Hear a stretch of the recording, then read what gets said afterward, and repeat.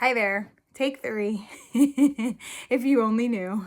At this point in my YouTube journey, I'm not doing editing, no fancy backgrounds. I don't even know how to, I don't know, I guess I can put on some makeup for you guys. So if you're here in the beginning stages of this, thank you so much for being here. And today is actually Easter, and I've got on my Christmas pants. So anyway, I have a long way to go, but they say start whenever, start it messy. And I've learned that in my floral business, and then just moving forward in life, just do the damn thing, right? So today I was going to chat about accountability and what that means to you. And if you are even thinking about fitness and health, a lot of people just ignore it. But when you actually face it, it's very eye-opening. Recently, as many of you know, if you've watched any of my videos or even Instagram, is that I recently ended a 15-month coaching, online coaching with a company, and I paid a pretty penny for that, and every month. And even initially I was like, that's how much it is? Are you freaking serious? And I still signed up for it. One, like I mentioned before, was for the education, to see how it's done. And I've never done it before.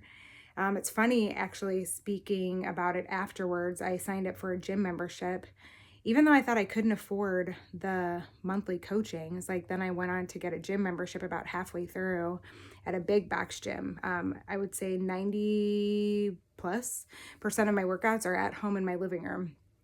But I don't have a barbell down there. I just have dumbbells, an easy bar, walking pad, and some other things, a medicine ball, some, hacks for at home. I have a pull-up bar in my bathroom doorway that I use every day. But anyway, having barbells, access to heavier weights and different machines is helpful to have access to. So anyway, in doing that and signing up, I mentioned to one of the managers there, gym managers, that I was paying so much money for this fitness coaching and that it was online. It's not even in person. You do all the work. They guide you, they give you feedback, they give you some direction, lots of positivity, because just showing up and doing the thing, doing any of them is you taking steps towards a better version of yourself. And there are so many different ways that we can, levers that we can pull in health. It's not all just about the workouts. Anyway, with all of that being said, he was like, oh, I know people who pay double that. I was like, what? That's crazy. So there is a want and desire for people to be healthy. But at what point do you realize and hold yourself accountable? I often hear that, I tell people all the time, like, it's easy. You just buy dumbbells. Yes, that's an investment. They are expensive. And then you have a home gym, right? And you can work out doing anything or all throughout the day, anytime you want, which is pretty much what I do.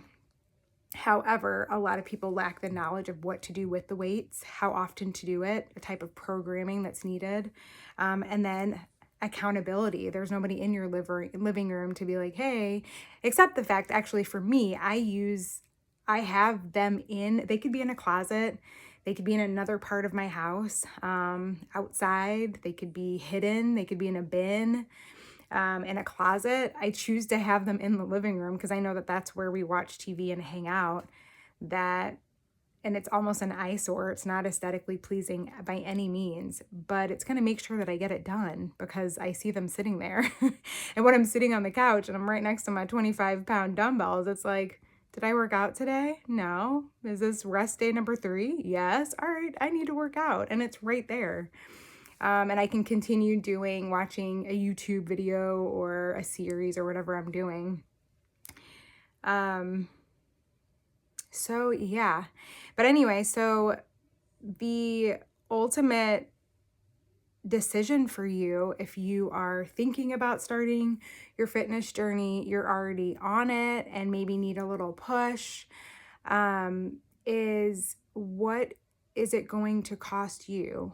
What is the price that you're willing to pay, whether it's financially, time, effort, energy, to get it done and to hold yourself accountable through a workout, through your sleep regimen, through a diet, nutrition, gaining muscle, losing fat, getting stronger, building endurance, whatever it may be.